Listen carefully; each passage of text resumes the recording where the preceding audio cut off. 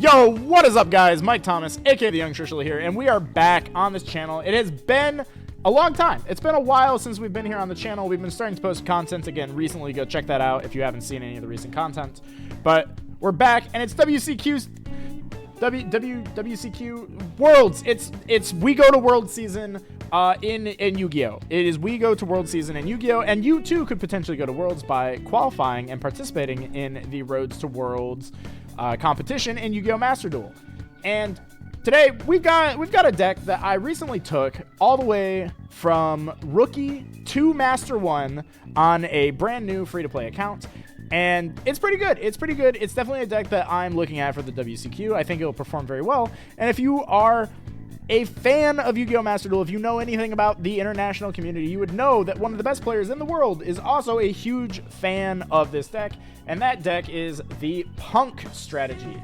That is right. So why do we like the P.U.N.K strategy? Well, we like the P.U.N.K strategy because it has cards in Master Duel that are not out in the TCG.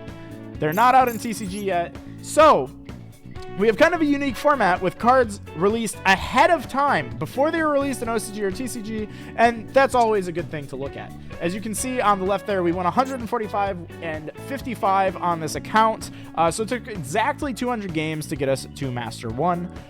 So, you know, pretty decent win rate, like not too shabby. What was that, like 68, 70%? I didn't do the math, something like that. But this is what we're rocking out with today. This is what we took. And this is probably almost exactly the list that I would play. There is one thing that I will make as a footnote here, and that is that the Cash Tira cards can slot in very nicely with P.U.N.K as well. Unfortunately, this was a brand new account. We weren't spending money on it, so by the time I thought, maybe I want to play some cash cards in here, I didn't have cash cards. I didn't have the resources for cash cards. So this is the list we took. I think that this list is pretty solid, though. The cash stuff is something to try out, though, if you do try this list and you feel like it is missing something. But there's a few things to go over here. So let's start with the starters. Xiamen obviously is the best card in the deck. It's the normal summon, but it's not always the card that you want to start with. So Xiamen is kind of like a Stratos. If you did not know, you can pay 600 life points, which all the P.U.N.Ks kind of do to use their effects, in order to add a P.U.N.K monster from your deck to your hand. And usually you're going to want to be adding the new card, No P.U.N.K Rising Scale. This is a brand new card. This is one of the cards that is not currently out in the TCG, if that is all that you play. And this card's really powerful. Why? Well, you can banish another P.U.N.K card from either your hand or your graveyard to summon itself from your hand. And when it is special summoned, keep in mind, not necessarily from hand, just in general, you can pay 600 in order to add to your hand or special summon a P.U.N.K monster from your deck or graveyard, except another level 8 monster. Why is this really good? Well, there's two reasons. One, it's a starter. It can get you into your P.U.N.K combo, but it also is kind of like a finisher where you can hold this card in your hand to play around cards like Nibiru, the Primal Being, and use this to establish a free end board piece of Rising Scale plus Shirakasai.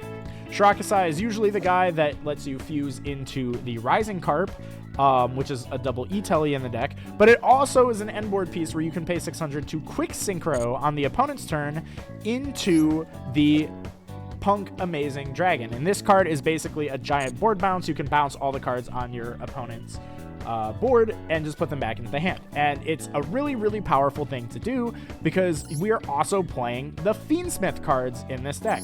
So the whole idea with this deck is that you are able to do a lot of things to force Nibiru out of your opponent's hand and really just make Nibiru feel bad for the opponent. Why is that good? Well, in Master Duel right now, Nibiru is one of the best hand traps in the game. It deals with Blue Eyes very well, it deals with the Fiendsmith controls very well, and it deals with Snake Eye when paired with just about any other hand trap extremely well.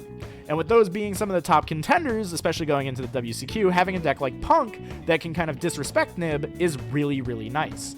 This deck also has a lot of ways to play around Max C because you have an engine trap card, you have the ability to play a lot of these kind of going first cards like Call By, Talents, Cross Out, and you can also self-draw yourself. You don't want to necessarily, but I did it quite a few times during the run and didn't really have a problem.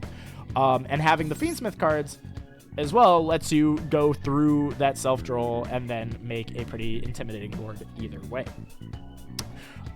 So those are like the main pieces. So we have the 3 Xiamen, the 3 Rising Scale.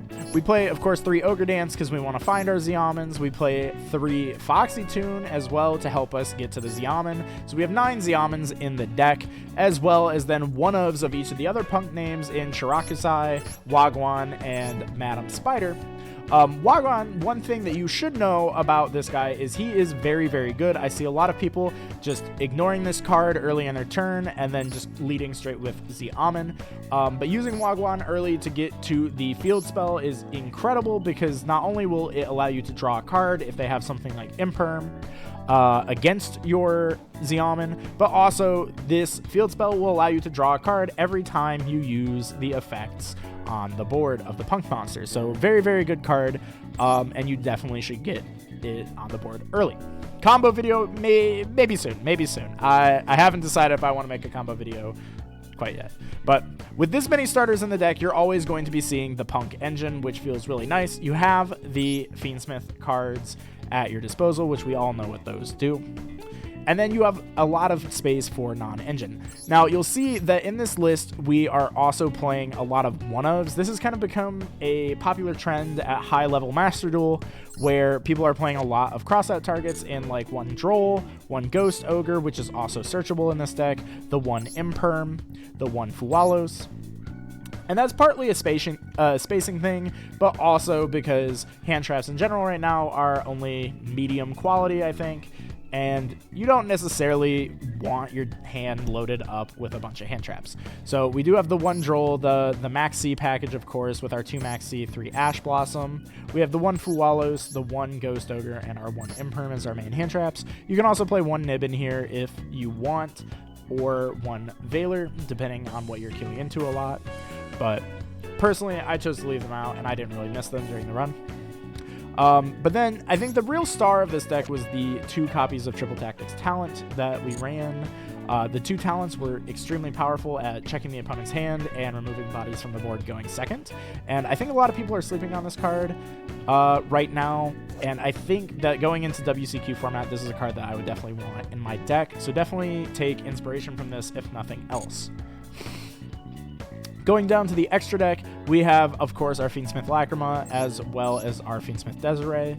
We have our Rising Carp, our Dragon Drive. This is one of the kind of the main pieces of the deck because you're going to be synchroing into this, searching one of your missing punk pieces or a Ghost Ogre if you have all of the pieces, and then overlaying into the brand new Punk Jam Fever.